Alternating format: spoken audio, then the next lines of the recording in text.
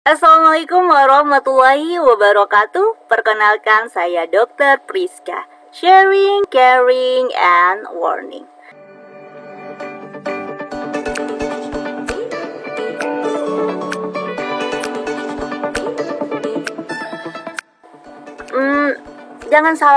Jangan salah sangka badan sisa ini nggak ada fungsinya. Walaupun namanya badan sisa, tapi fungsinya itu sangat besar, yaitu dialah yang akan menghasilkan ini hormon progesteron nantinya. Korpus luteum ini yang akan menghasilkan hormon progesteron, di mana hormon progesteron ini bertugas untuk menebalkan dinding rahim. Tuh, ditebalkannya dinding rahim sebagai persiapan kehamilan. Nah, kayak gitu ya. So, telurnya udah keluar di sini. Tuh, siap-siap ketemu sama sel sperma ya. Badan yang sisanya itu menyiapkan rumah buat si sel telur sama sel sperma jika bertemu untuk kehamilan, sehingga dia menebalkan dinding rahim ini. Jika saat ovulasi tersebut seorang wanita melakukan hubungan badan, maka kemungkinan sel telur dan sel sperma bertemu sangatlah besar, sehingga akan terjadi kehamilan. Kehamilan terjadi jika hasil konsepsi, yaitu pertemuan dari sel telur dan sel sperma tadi, menanamkan diri tuh, biasanya sepertiga fundus ya, bagian atas ini. Menanamkan diri di dinding rahim. Inilah yang dikenal dengan istilah implantasi. Mungkin bunda-bunda semua juga sering dengar tentang istilah darah implantasi atau flag implantasi. Memang pada beberapa wanita ketika hasil konsepsi tersebut menanamkan diri di rahim, maka bisa memunculkan perdarahan, sehingga muncullah yang disebut dengan flag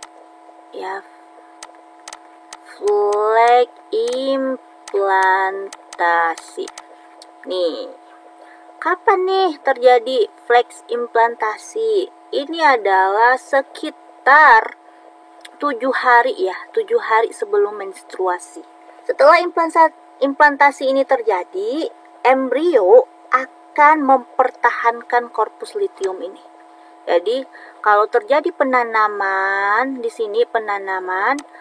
maka embrio akan memberi sinyal ke otak dan dia akan mempertahankan korpus luteum. Gimana caranya dia mempertahankan korpus luteum ini? Dia akan menghasilkan HCG. Nih ya, HCG.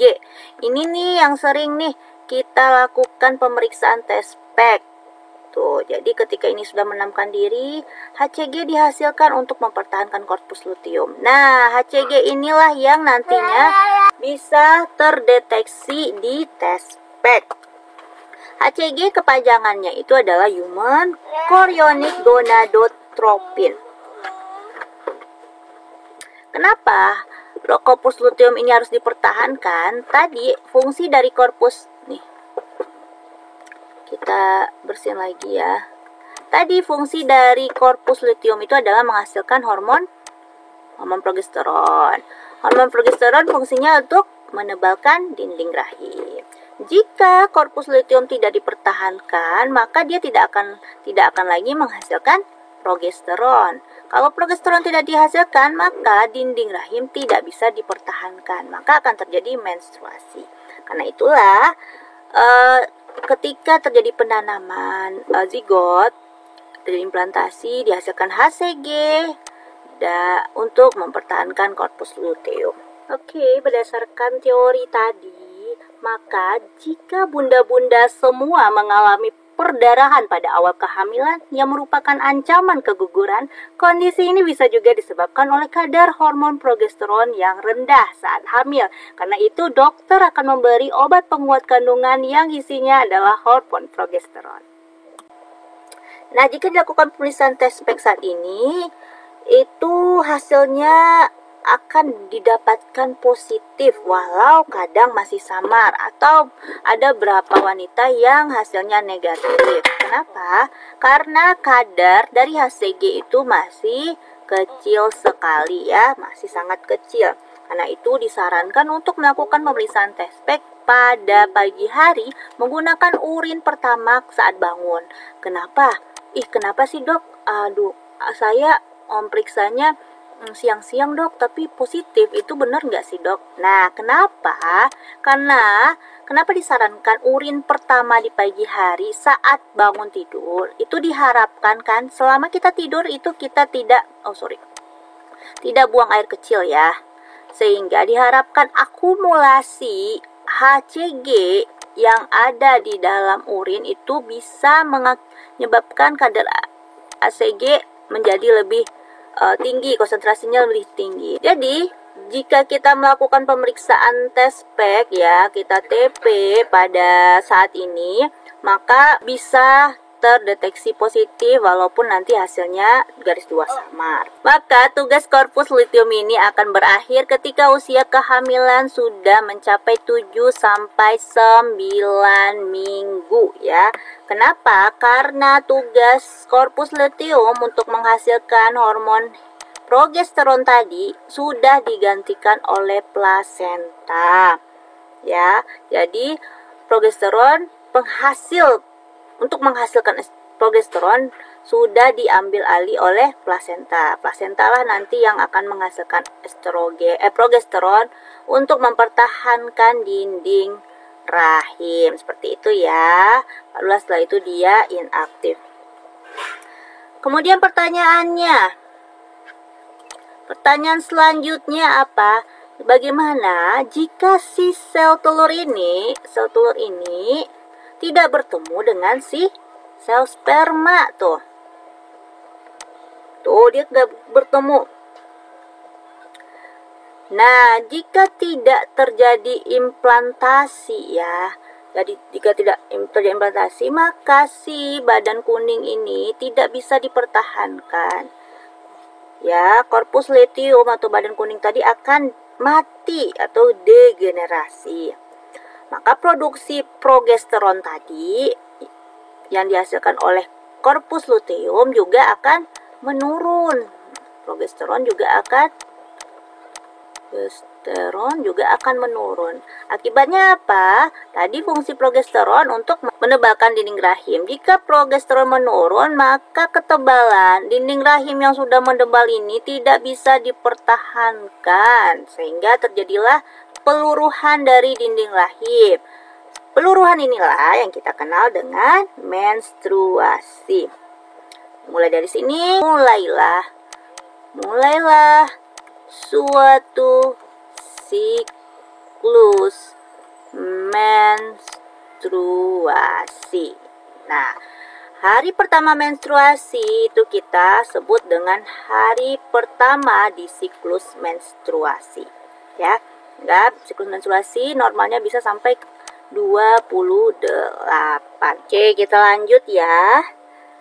Nah, ketika terjadi penurunan hormon dari progesteron dan estrogen ini akan memberikan sinyal ke otak ya, untuk tolong hasilkan lagi FSH dan LH.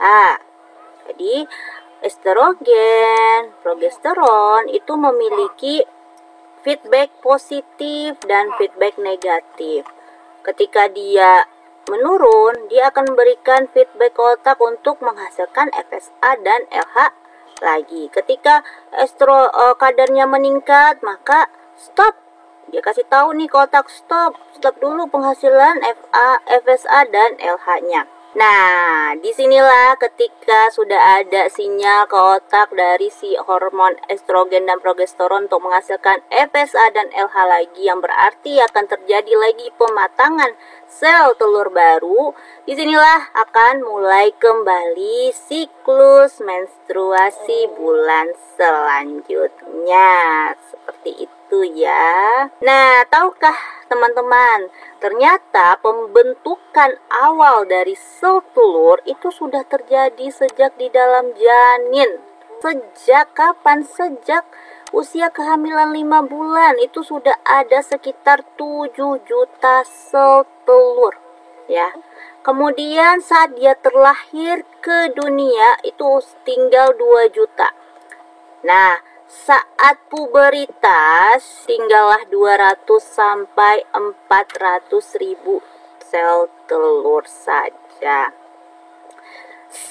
Jadi tiap bulan ya, tiap bulan habis satu, tiap bulan habis satu, tiap bulan habis satu ya. Tergantung nanti kalau yang siklusnya pendek, misalnya 2 bulan bisa habis 2, atau yang ternyata sekaligus nih sel telur kanan dan kirinya ovulasi ya. Maka saat folikel sel telur ini habis, di saat itulah menopause. Nah, saat ini udah habis atau tinggal sedikit mau muncul menopause. Saat sudah habis, yaitu tadi kita udah kasih tahu bahwa itu 1 tahun atau 12 bulan tidak menstruasi, maka masuklah di fase menopause. Tuh ya. Next nih, hari pertama menstruasi ini ya tadi, ini adalah gambaran dinding rahim kita nih. Ini dinding rahim. Ketika ini sudah terjadi penebalan ya tuh, penebalan dinding rahim. Ketika progesteronnya menurun, terjadi peluruhan. Nah, disinilah hari pertama dari menstruasi ya nih, sampai sini menstruasi. Saat ini, saat progesteron menurun tadi kita juga kasih tahu bahwa si progesteron kasih umpan balik ke otak bahwa hasilkan lagi LH dan FSH. Maka ketika di sini ini namanya di sini growing, di sini fase dari proliferasi tadi ya, FSH melakukan stimulasi ke sel telur untuk mematangkan sel telur. Disinilah terjadi sampai hari ke-14. Nah, ini kalau siklusnya 28 hari ya, kita pakai yang normalnya. Maka ovulasinya adalah 14 hari. Jadi, ovulasi di hari ke-14 menstruasi itu hanya untuk yang siklus menstruasinya 28 hari. Jika siklus menstruasinya bukan 28 hari, maka di sini akan berbeda lagi. Nanti ada hitung-hitungannya, bisa lihat di video saya sebelumnya ya. Nah, di sini akan dihasilkan LH meningkat. Di sini terjadilah ovulasi ya. Ini terjadi ovulasi ya, ovulasi. Nih, progesteron masih meningkat ya, karena progesteron dihasilkan tadi oleh corpus luteum nih. Progesteron meningkat, terus ditebalkan dinding rahimnya. Nah, ketika corpus luteum mati atau degradasi karena tidak terjadi kehamilan, tuh progesteron menurun, estrogen juga menurun. Akhirnya terjadilah di sini menstruasi, siklus menstruasi kembali. Ulang lagi seperti itu dari awal, karena itu disebut dengan siklus ya, berulang seperti itu.